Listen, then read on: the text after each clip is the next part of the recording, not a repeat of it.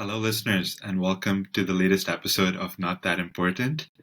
As we're recording this, we're 10 days out from the start of the World Cup in India, and I cannot wait.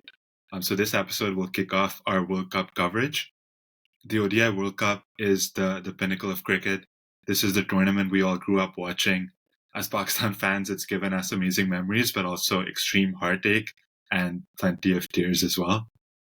There's been a lot of talk recently about ODIs or one days dying as a format, and I concede that T20 is definitely the way forward. The shorter format attracts the biggest audience, and it's the best way to grow the global game. But there's just something about the one day World Cup that hits different. If you ask players, this is the tournament that they want to win to define their careers, and it's the pinnacle for us fans too, which is why we're going to be talking extensively about this World Cup throughout the 6 weeks or so that it's going to go on for. We're going to start with today's episode talking about team previews. So we'll be splitting that up into three. Today we'll be talking through Australia, Afghanistan, England, and Bangladesh. And then our next episode, part two, will include South Africa, Sri Lanka, New Zealand, India, and the Netherlands. And then the final episode will focus on the team we really care about, which is Pakistan. That doesn't end the coverage. We're going to have a fun episode where we're going to bring predictions, key players, and breakout stars. And then we're also going to continue to cover the World Cup throughout this duration with weekly episodes, as well as reaction to big moments on Instagram and YouTube. So stay tuned because we have a lot of fun stuff planned for all of you. Really is the best time in the cricketing schedule, isn't it, Hux? There's nothing like the Dude, I'm 50 so over World excited. Cup. I can't wait There's to nothing like get it. this started. And I think that the format sort of plays its part in that as well. It's unchanged from the 2019 World Cup. So it's a round robin format where all 10 sides play each other and the top four make the semifinals. So it's a longer tournament, but it ensures that we get all the big games that we want to see. Like I know in the past we've had it broken down into two different groups like the 2015 World Cup, but you don't always end up seeing the matchups you want there. Here, every single player plays off against like each other, and it's just going to be an amazing event. I think it's by far the most competitive way. Obviously, the negative with this is that you kind of cap off the sport and the growth of it. Who the hell cares right now, man? Like you want to see the best. That's a conversation for another topic altogether. But in terms of all the formats we've seen growing up, I think this by far is the one that really gets you excited because you have an idea of the fact that you're going to play against all the best players in the world, all the best teams in the world, and the next month and a half is what cricket fans live for. 100%. So let's get into our focus for today. So as we mentioned, we're talking about Afghanistan, Australia, Bangladesh, and England, and we're looking at their strengths and weaknesses and assessing their chances in the World Cup. So we'll start with Afghanistan. Again, just coming off the Asia Cup, so we watched them quite closely. And as Pakistan fans, we had this series with Afghanistan before that as well. And again, we've seen a lot of these players play in leagues, including the PSL, and of course, other fans will have seen them in the IPL as well. So they've really made a name for themselves, and they have a lot of exciting stars. And again, always a team to watch out for, and a team that's fun watching because there's always some entertainment around with Afghanistan. Especially when we're involved. 100%. Some of those games, yeah. If we take a look at their squad, again they're gonna have Ramanullah Gurbaz opening up at the top of the innings, and again he's someone we've seen a lot in the PSL and recently against Pakistan too.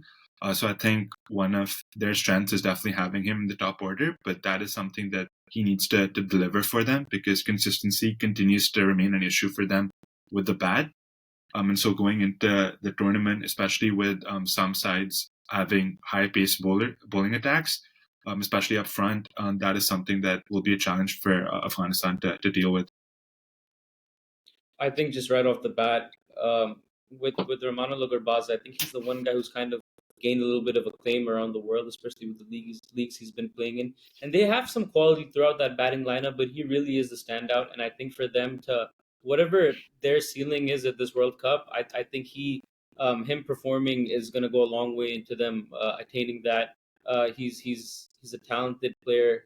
He has that, he has those upper gears that we talk about, and we saw it against Pakistan. Um, but Afghanistan's real strength has always been the spin bowling, hasn't it? In the last 10 or so years, I mean, Rashid Khan, Muhammad Naeem, Mujib Zadran, and then the kid Mujibur Noor Rahman. Ahmed. Sorry, Mujibur Rahman. Excuse me. um, Along with Noor Ahmed, they've got a lot of class there. And will you say they have maybe the best spin attack in the world? Honestly, yeah, like their spinners are scary. They're going to be a massive threat in India, and they can wreak havoc. We're Yeah, playing them in Chennai, which notoriously is a turning track. So for yeah. Pakistan, that's definitely going to be a game to watch out for, and one I'm a little worried about as well. The question always, and again, we can talk for so long about Rashid and the qualities he brings, and Mujib, and they're bowlers who can bowl in all phases. Like Mujib can bowl up top as well if needed, and you see often with Afghanistan, unlike the other teams, the spinners bowling well into their death overs as well, uh, which helps because teams aren't able to get those players away. So it's going to be interesting to see how their spinners continue to perform and how the captain utilizes them in terms of like sort of dividing their overs between the 50 to be able to make sure that there's always a spinner bowling from one end at least. Um, the question is, will their fast bowlers be able to support them? Because this time they actually have two decent pacers in Naveen ul Haq and Fazal Haq Faruqi. So that is something that is not as much of a weakness for them as it has been in the past. And I feel like those two have performed well whenever they've played for Afghanistan. So it is definitely a boost for them having them in the side. I think with them the problem is like these guys are, an upgrade on whoever they've had in the last 5 6 years. But I still think that Afghanistan would trade quite a bit to get one of those original three fast bowlers back from way back in the day. Like if they could get like Hamid, a Hamid Hassan, if they could get a yeah, Hamid Hassan in this team, I think that would take them to another level. Because you're not wrong. They have Naveen ul Haq, they have Fazl Haq Faruqi, and they have a couple of guys like we saw for Peshawar Zalmi Umar Zai as a good all rounder. But I think the problem with them is often in the death overs. They've had guys like Kareem Jannat, like Gulbuddin Naib, who are good line and length bowlers, but not guys you want bowling in the death. I think that's what they're missing. I think Naveen has good variations, but I think they're missing that top line fast bowler who could bowl throughout the innings. And I think that's ultimately been their Achilles heel, especially when they've played against us. that's been a major gripe I've had with the Afghanistan team as a neutral or someone who like generally wants them to do well and you want them to perform. You don't get it, bro. Fix your Yeah, fifth bowler issue, please, Afghanistan. No more of this dibbly dobbly part-time medium pacer Gulbuddin Naib, as you said, Kareem yeah, Jannat. That is not going to win you games because at the death, teams will tear those players apart, and that has happened in the past. So in Afghanistan's case, like I think it's better for them to back their spin attack. That's their strength. Play an extra yeah, spinner. Play Noor Ahmed if you have to. Pick five bowlers, genuine bowlers, and your batting has enough firepower to be able to get you runs. Again, going back to the batting, if they get runs at the top, I think they have enough power to wreak havoc and score big in the last 10 overs. It's just about getting there. With the yeah, likes of Nabi and Rashid Khan at the death, I think they can do well. So again, their captain and their middle order with I think Rahmat Shah, Hashmatullah Shahidi, Najibullah Zadran, these players will have to step up because I think that's the real weakness for them. They have promise at the top. They have good death hitters as well, but in the middle overs, can they actually accumulate and take the game deep? I think that's going to be the challenge for them because with their bowling attack, at least like with their spinners, they should be able to claim a big scalp or two in this World yeah, Cup, especially with the conditions. Like a lot of their players have played in the IPL before, so they're familiar with the conditions. And this is finally, with the World Cup happening in India, the best chance for them to get a few wins under their belt. Because let's remember, Afghanistan finished bottom of the charts in the 2019 World Cup. They did not win a single game. And their only win in the World Cup remains against Scotland in 2015. So they haven't really beaten a major side yet. And the fact that they've come so close so far means that this is 100% has to be looked at as their opportunity to do so. The final point that I want to come to is the fact that they just haven't shown that they have the nerve to get over the line in those close games, especially against Pakistan. And usually we see that their fielding wilts under pressure as well.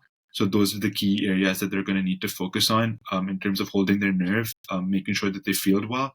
and support their bowlers because they're definitely going to create opportunities. Absolutely, absolutely. Next, we've got Australia. Obviously, the five-time champions. We're a really different look this time. So anybody listening, like when we were analyzing this squad, me and Shan we were perplexed. Like we didn't know what to make of it. It's almost like they chose a T20 side as their one day outfit, but again, like a lot of these players are class in terms of the amount of all rounders they have. A lot of them are the same players who won the T20 World Cup, and a lot of them have even transitioned into Test cricket. So it doesn't have that same look as some of those teams, in the last 20 years or so. But there is a lot of talent there. It's just it's a matter of how they all fit together. What's your take on them, Shan? I think with Australia, I think it's worth just running through their lineup just to see who we think that they're going to pick. So based on the players that they've been playing over the past few years, and again, this is another part where it's very difficult to analyze Australia because they don't often pick their best players for bilateral series.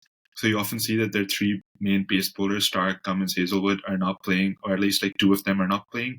And then in the batting order as well, there's like different players being tried and tested.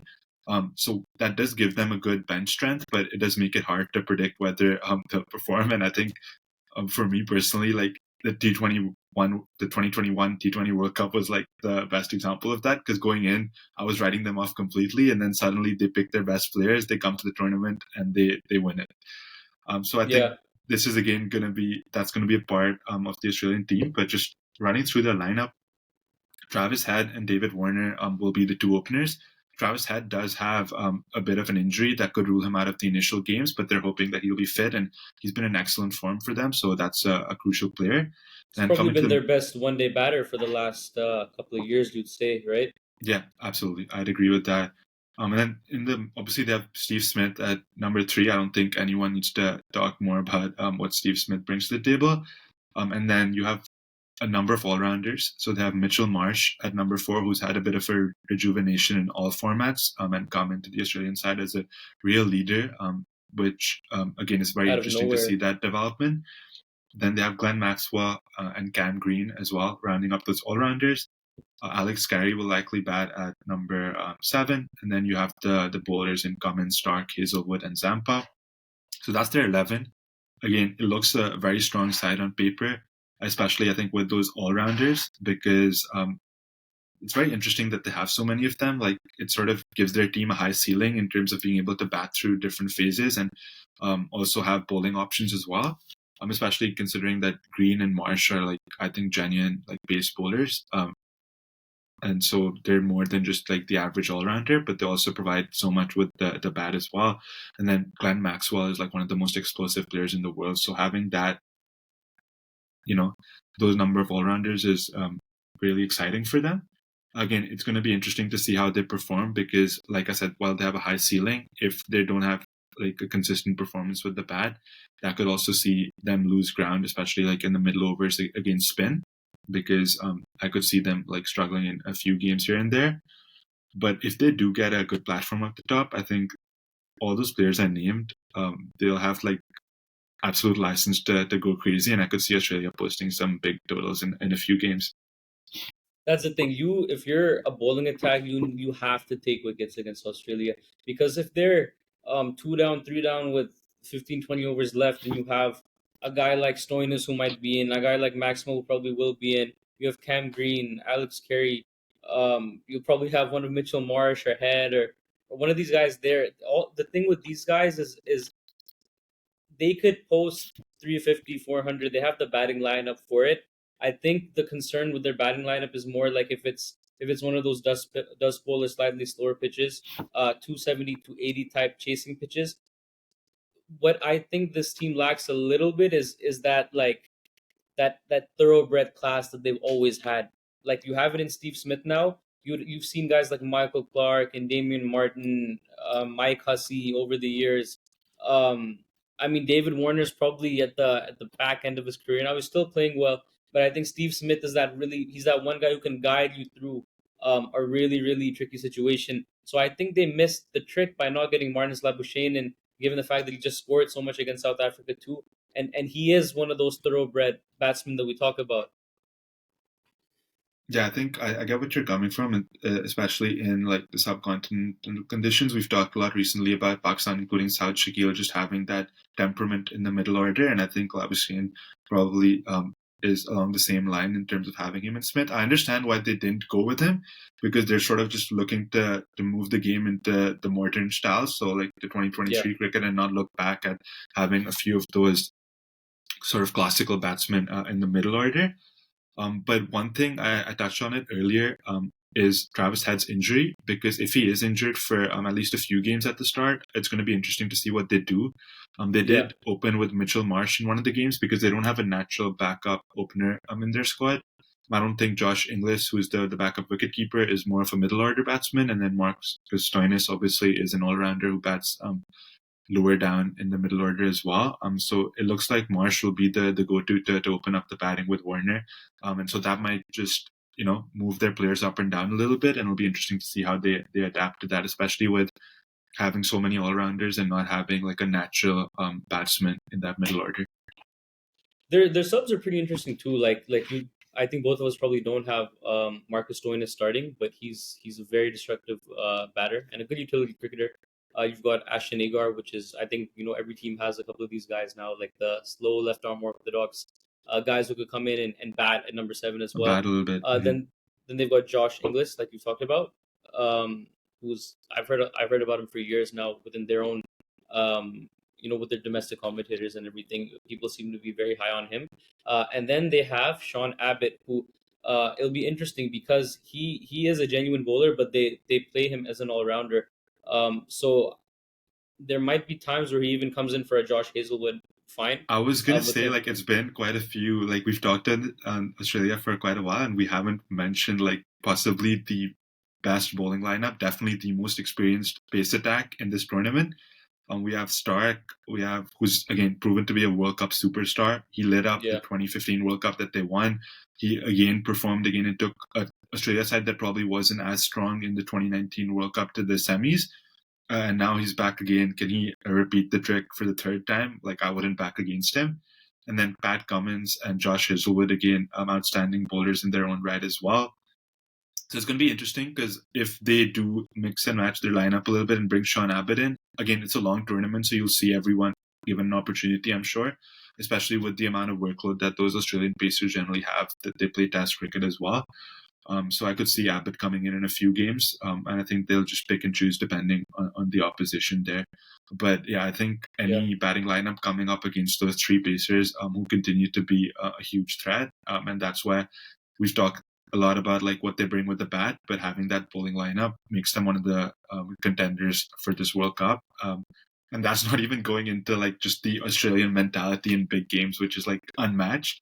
They've had a winning culture. Like again, five-time champs is not something to be taken lightly.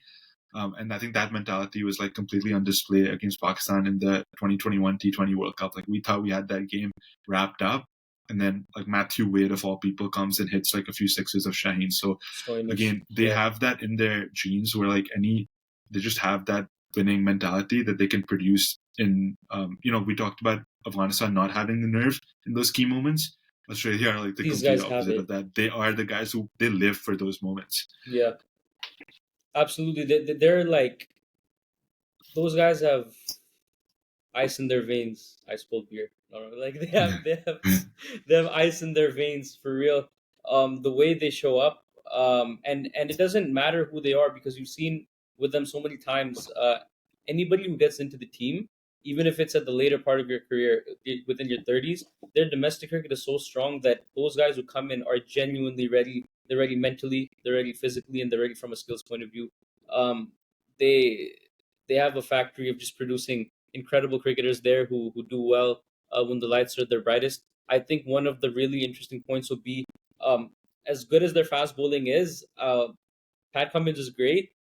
I think in the ODI format, he's maybe not the same thing he is in the test format. So but that's not to say that he can't be. He's a gifted fast bowler. And then I think Josh Hazelwood. These are not the conditions that suit him. You saw him do really Yeah, well in the T20 World Cup. But these types of pitches probably favor bowlers with a little bit more pace, who can get the ball reversing. And then just on a side point, I find it really interesting what they're going to do with Pat Cummins, because with him being the captain, but also a proper genuine fast bowler. Playing 9 games, I can't see that, especially not from a management like Australia. So it'll be interesting to see when he misses those games. It'll be interesting to see if he can afford to miss those games, based on how they start off and how they go in the middle of the campaign. But I think it's a really really dynamic and interesting Australian team. A little bit hard to predict, but they're capable of anything. You'd have to say. And speaking of like bowlers who these conditions actually favor, unlike Hazelwood, Zampa could be an X factor in those middle overs Yeah. with that leg spin. I think it's been really interesting to see his development because he was someone who played a lot when he was younger and didn't really seem to have that. But he's really shown it like in the T20 format especially, and now he's starting to come into his own in one days as well. So he could really be that missing piece that sort of puts together this bowling attack and really leads Australia not just to the semis but all the way. Yeah, yeah. With him, he's probably someone who wasn't really rated that high when he came in, because every leg spinner who came into Australia after Shane Warne was supposed to be Shane Warne. There's the pressure of that. But you've really seen him grow into that, like in the T20 World Cup in 21. And all of those old cliches that you say about anyone coming in the middle overs, he's a partnership breaker. He's got a knack to take wickets. All of those things are true with this guy, and he's not someone who you can underestimate at all. Yep. I think we spent a lot of time in Australia. But again, there's going to be an interesting team to watch this World Cup. I'm definitely curious to see how they perform. But we can move into Bangladesh.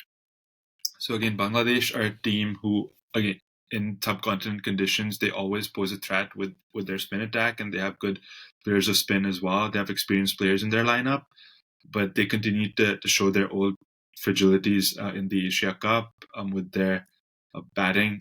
Again, just not having that consistency that you would expect from them. Like they have talent. It's just that delivering in those key moments is something that continues to be a challenge for them. I think if you look at their batting order with Liton Das, Najmul Hussain Shanto, Miraz, Shakib, Mushfiq, there's plenty in there to be able to put up decent scores.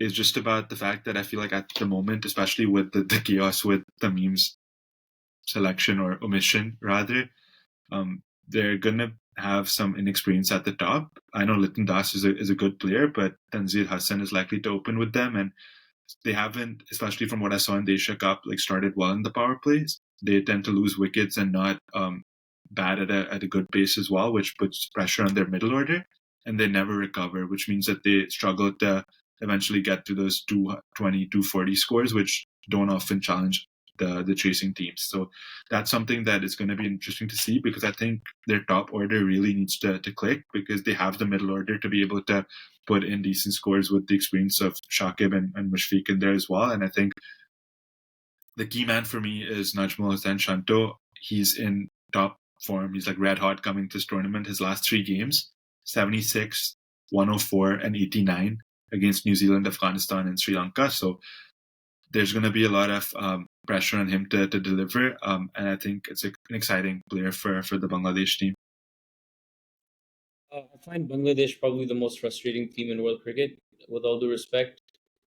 They've This particular team, I actually like their bowling a lot. I think the Skeen is really turning into a class bowler. Yeah. You had with the left armor who was really really impressive. And then even I think their first change bowler Hassan Masood, I think it was. Mahmood. Sorry, excuse me, Hassan Mahmood. I found him really impressive. Spinners, as always, they have their left arm spinners. The problem with them has always been the inability to unearth a wicket taking leg spinner.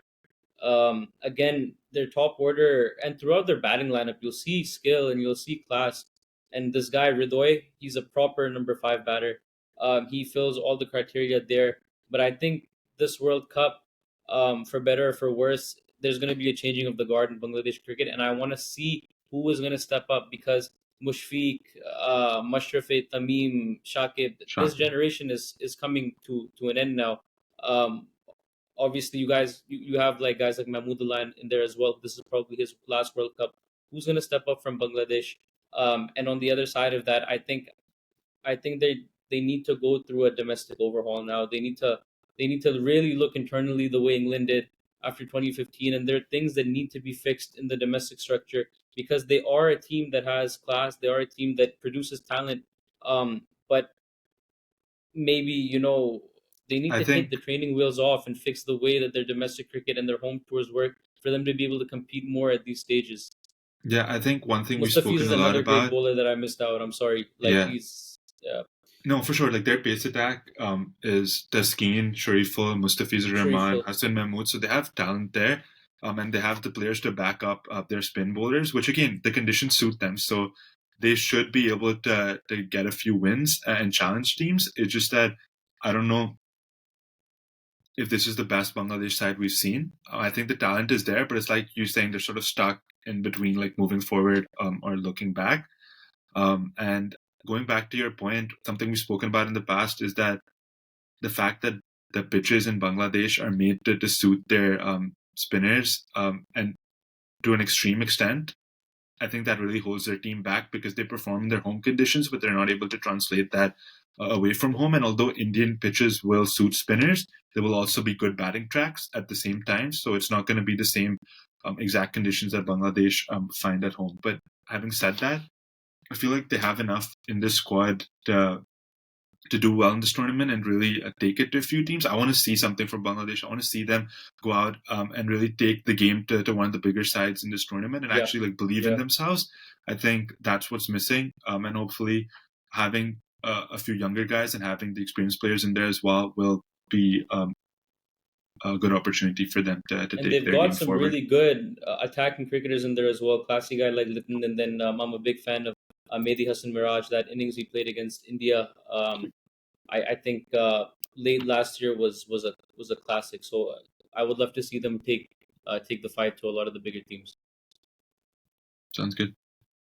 Perfect. We'll move into England now. And again, we're Defending going to do champs. predictions in a different episode, so we'll definitely talk about how we think all of these teams will perform.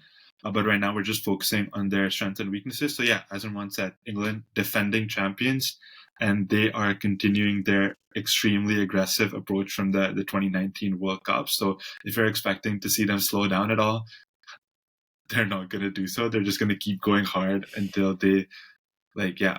And honestly, they keep unearthing players who just keep being able to kill it in the white ball format.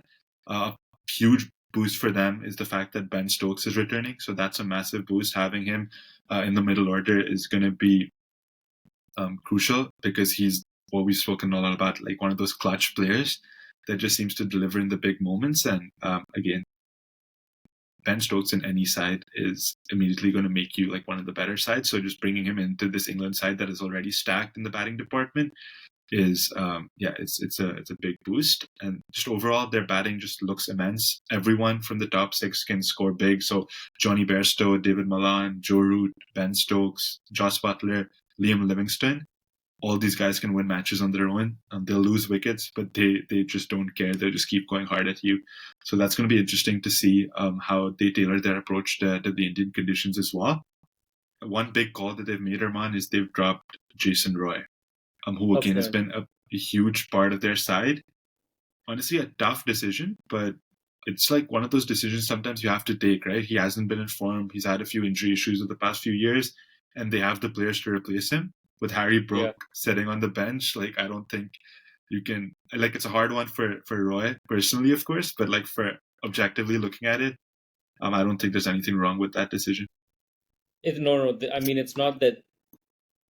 It's more of that you look around the world like who the hell drops Jason Roy?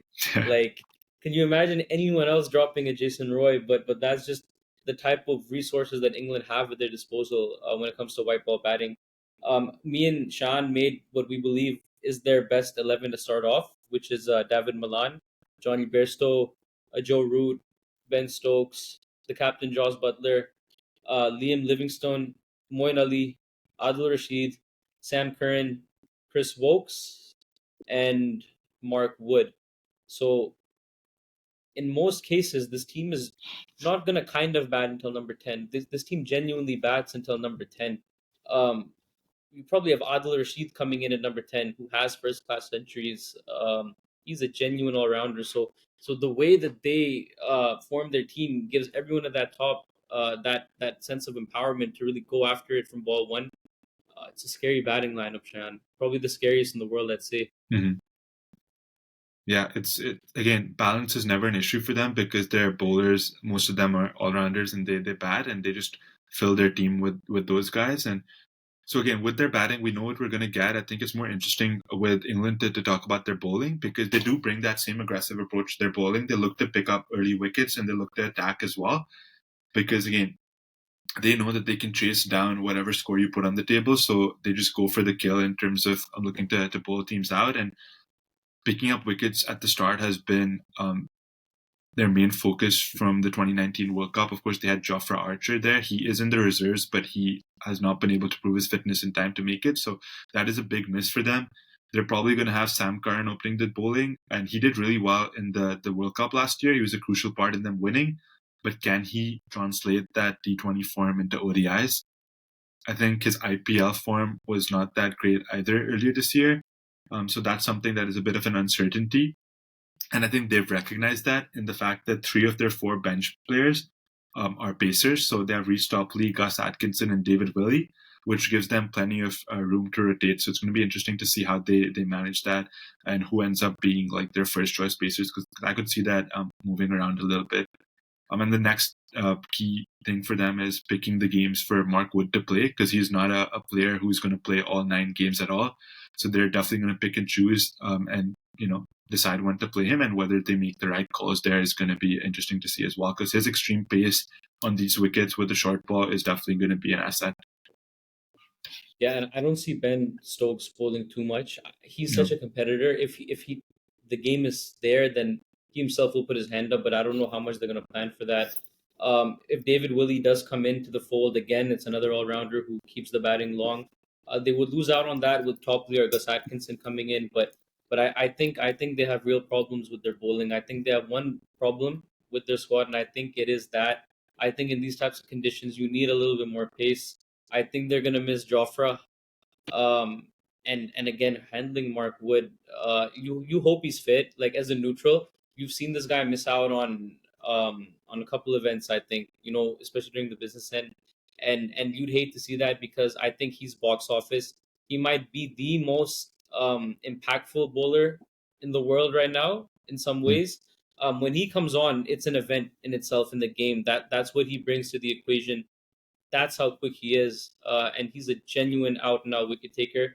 And Adil Rashid is a genuine out and out wicket taker.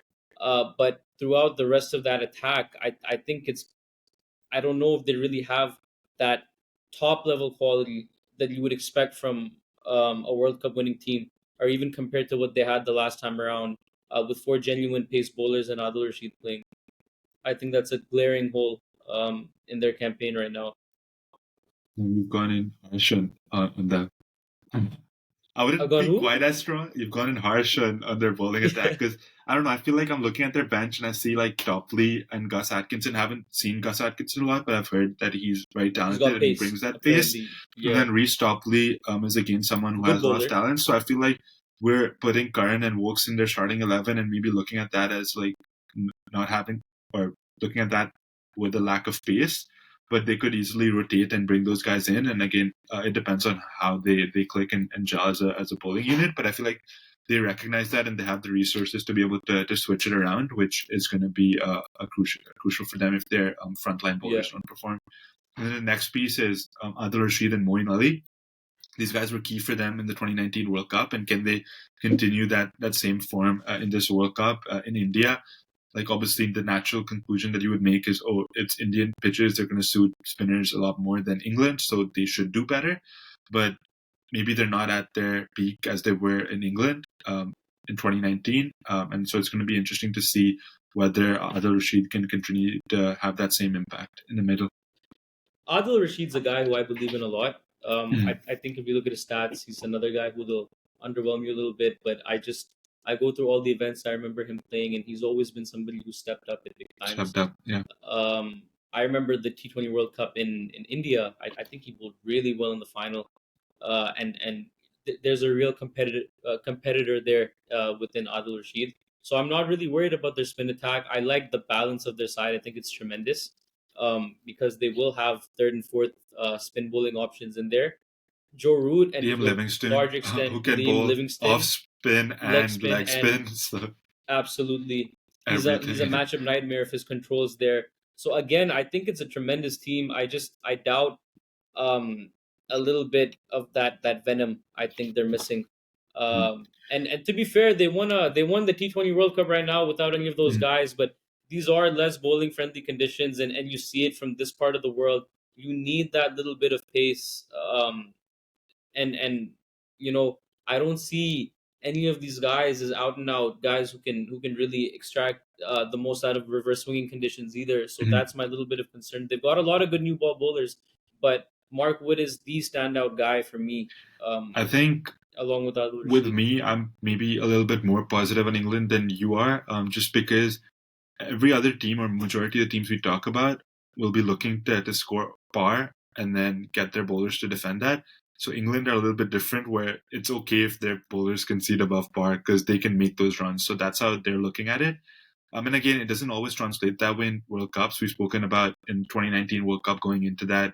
We were talking about potentially looking at 400 scores, and obviously because there's wear and tear in the pitches, by the time the tournament ends, you're actually looking at closer to 240, 250 being a competitive total. And that's how it proved to be in the World Cup final and in the semi-final as well. So that's going to be a challenge for them. But with players like Joe Root in there and Ben Stokes, like I feel like they can adapt to the conditions with their batting as well. And I think their bowlers just need to do a decent enough job to be able to give their batsmen a chance. I have no doubts on their batting. They can win the World Cup. I'm not doubting Mm-hmm. that. But one of these guys, one of their bowlers, will have to step up and maybe play a Step up. little bit above their mean, Mm-hmm. which is possible. Like England is such a good team, and they've been led and managed so well.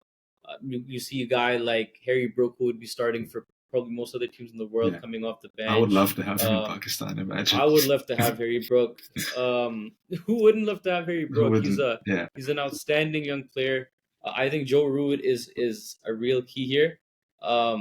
He's one of the best players of spin in the entire world. We see people all over the world go to India. We see India's own batsmen struggle in Test cricket in India, and here you had Joe Root here who had an amazing tour there at the beginning of 21. He plays amazing in Sri Lanka.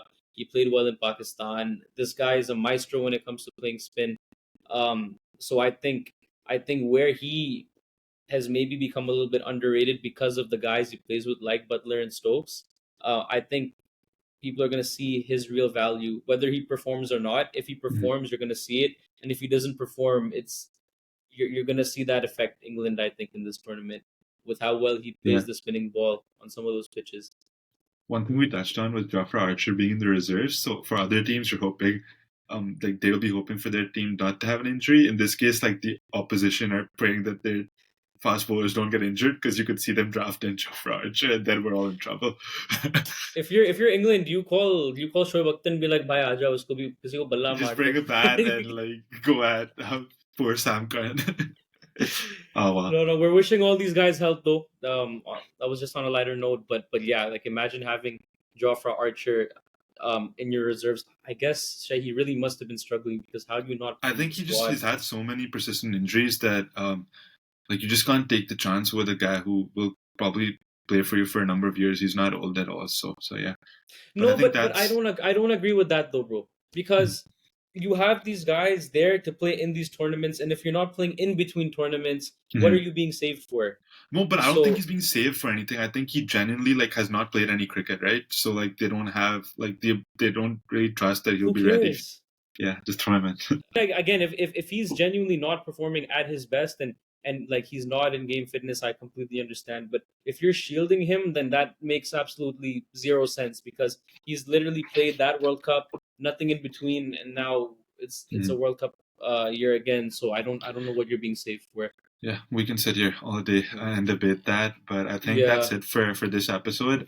We'll definitely be back with the next episode where we'll focus on India, South Africa, Sri Lanka, New Zealand and Netherlands, and then a final episode on Pakistan. But like I said, we're continuing to cover the World Cup throughout. We're going to have weekly episodes. We're going to react to big moments and big games, and we're really looking forward to it. So would appreciate it if you could give us a follow on Instagram, subscribe on YouTube, follow us on Spotify, and just stay tuned for all the coverage.